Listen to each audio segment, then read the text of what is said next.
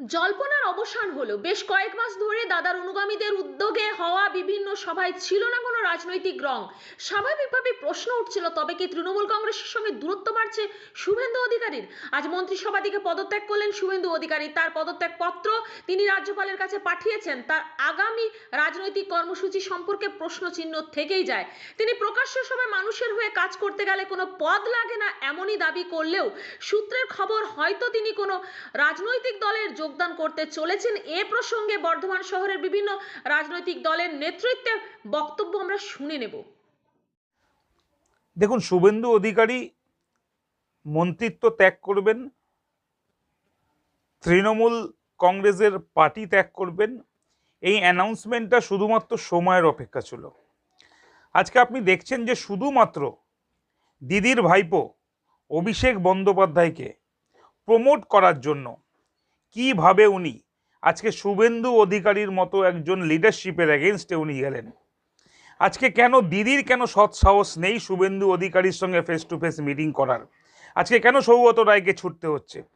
দিদি, শুভেন্দু অধিকারী আপনার দলের একজন মন্ত্রী, আপনার দলের একজন সম্পদ, তো সেই সম্পদকে দলে রাখার দায়িত্ব আপনার। কিন্তু আজকে আপনি যাচ্ছেন না কেন? আপনি যাচ্ছেন না শুভেন্দু অধিকারীকে রাখতে, তার কারণ আপনি জানেন যে আপনি কোথায় ঘোটালাটা করে রেখেছেন। আজকে শুভেন্দু অধিকারী ন্যায্য সম্মান দল থেকে পায়নি, তাই তিনি দলত্যাগ করছেন। উনি মমতা বন্দ্যোপাধ্যায়ের ফাঁদে পা দিয়ে ফেলেছিলেন। মমতা বন্দ্যোপাধ্যায় যে ইউজ অ্যান্ড থ্রো পলিসি, মানুষকে ব্যবহার করো তারপর তাকে ছুঁড়ে ফেলে দাও, সেই পলিসিতে নতুন সংযোজন আজকে শুভেন্দু অধিকারী। উনি এটা বুঝতে পেরেছেন, বুঝতে পেরে উনি সমস্ত মন্ত্রিত্ব এবং যেসব চেয়ারম্যানশিপের পদ আছে উনি ছেড়ে দিয়েছেন। এই মুহূর্তে উনি বিধায়ক তৃণমূল কংগ্রেসে, শুধুমাত্র দুদিন পরে অ্যানাউন্সমেন্ট আসবে উনি তৃণমূল কংগ্রেস ছেড়ে দেবে। এটা পরিষ্কার যে তৃণমূল কংগ্রেসে এই মুহূর্তে শুধুমাত্র লুটেরারা দলকে শাসন করছে। যারা দলকে ক্ষমতায় এনেছিল তাদেরকে বাঁয়ের খাতায় রেখে যারা দলকে এখন টাকা তুলে দেবে তারাই তৃণমূল কংগ্রেসের সম্পদ। এই জন্যই আজকে শুভেন্দু অধিকারী, আপনি দেখবেন অনেক অনেক শুভেন্দু এই অধিকারীর মতো বহু নেতা তৃণমূল কংগ্রেস ছাড়বে, তথা বর্ধমান শহরের বহু তৃণমূলের নেতা যারা তৃণমূল কংগ্রেস ছেড়ে অন্যান্য দলে যোগদান করবে।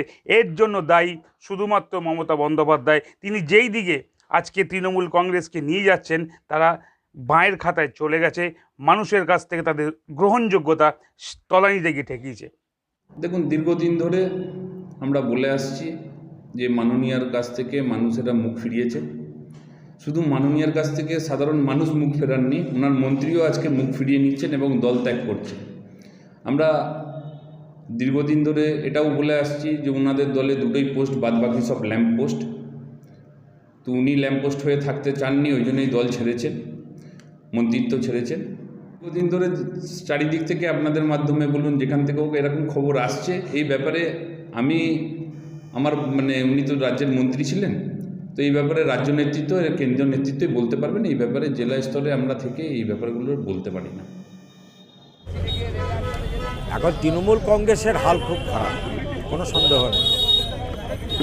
উনি যেমন ইস্তফা দিয়েছেন, ওদের অর্ধেক নেতা অলরেডি পাঁচিলের ওপরে উঠে পড়েছে। এখন কবে কি লাভ দেবে সেটা এখন সময়ের অপেক্ষা। দলটা দুর্বল হচ্ছে, কোনো সন্দেহ নেই।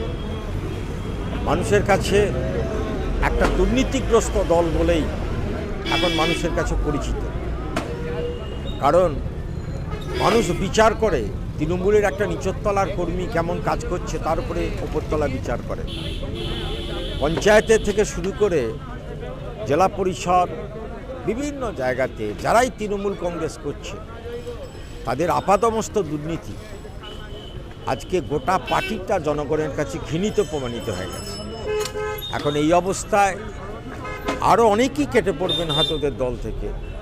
আমরা মানুষের কাছে আবেদন জানাবো যে মানুষের দাবি নিয়ে লড়াইটা আমাদের চালিয়ে যেতে হবে। এইসব দেখে আমরা যদি আবার অন্যভাবে উল্লসিত হয়ে যাই তাহলে এটা আমাদের কাছে ভুল হবে। আমাদের দরকার আমাদের দাবিগুলো নিয়ে, ইস্যু নিয়ে ক্রমাগত মানুষের কাছে আমাদের কথাগুলো বলে যেতে হবে। এটাই হচ্ছে আমাদের কাজ। পূর্ব বর্ধমান থেকে সুরজ প্রসাদের রিপোর্ট, নূতন ভোর।